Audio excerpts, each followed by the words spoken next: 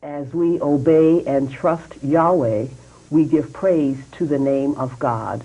Through faith and works, let us never stop praising Yahweh, our Master. Hey, Jeff. Sad about the show tonight? As we obey and trust Yahweh, we give praise to the name of God. Through faith and works, let us never stop praising Yahweh, our Master. The gay men.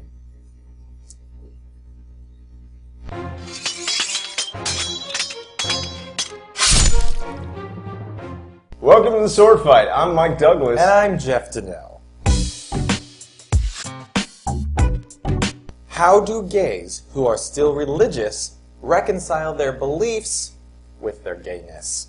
If you're in the United States and you're raised in a religious family, probably your family worships in their own way the God of Abraham, Yahweh. Abraham and Jews don't eat pork.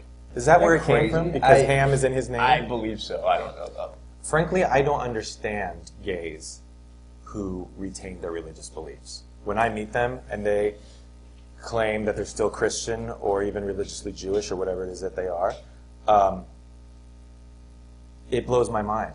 Why would you choose to continue to affiliate yourself with an institution that traditionally and historically and overall continues to condemn you? Maybe they believe that being gay is a hardship that they're born with, that they have to deal with to prove their faith to God.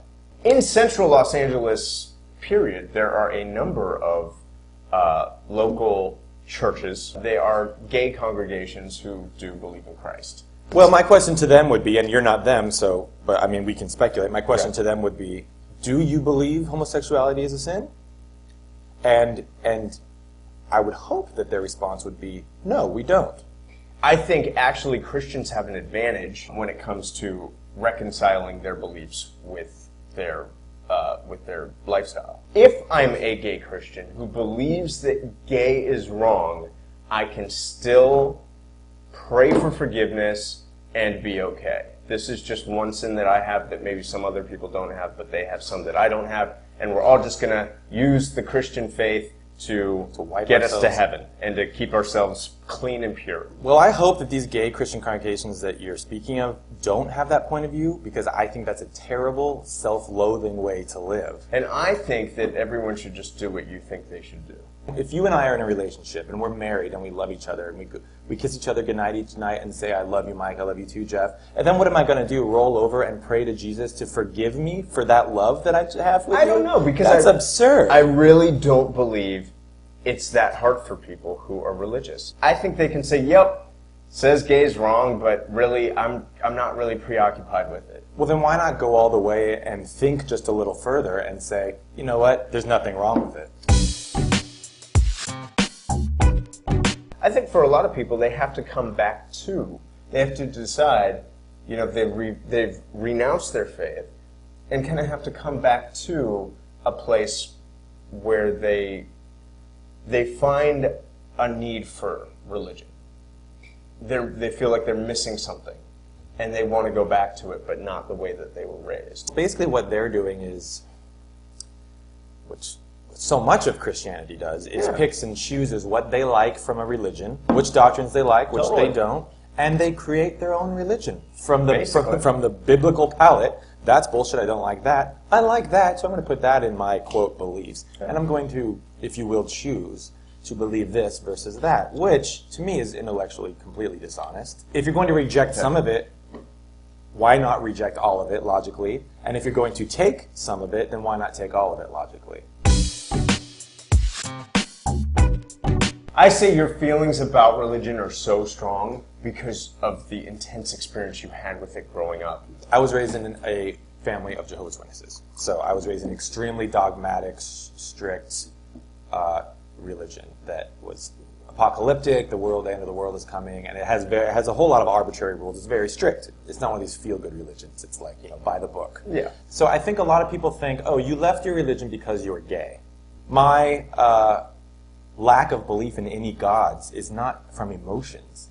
It's an intellectual stance. When a person is raised in a religious environment and they are gay, what that does is it necessarily forces them to look at religion maybe earlier and more intensely than someone who isn't gay and just doesn't have that fundamental conflict would. And that's why people, gay people, will, and like myself, had to go, no, I don't think this is true at a relatively early age and move on with their lives, from there. Not everybody has the capacity to think well on their own. And there's a lot of blanks to fill in for somebody who was born into a very religious family. True.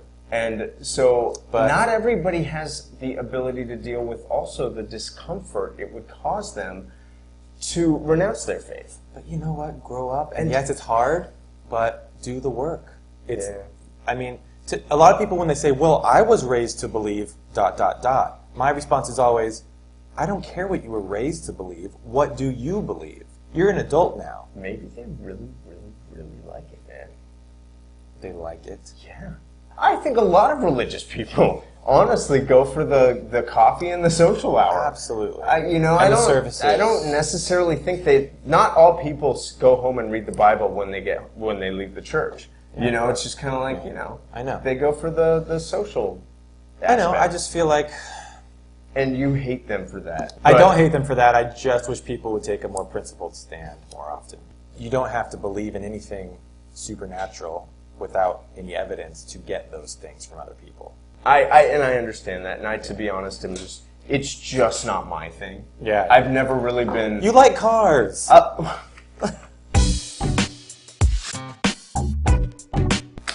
Pink ribbon scars. That never forget. I tried so hard to cleanse these regrets. My angel wings were bruised and restrained. My belly stings. Today is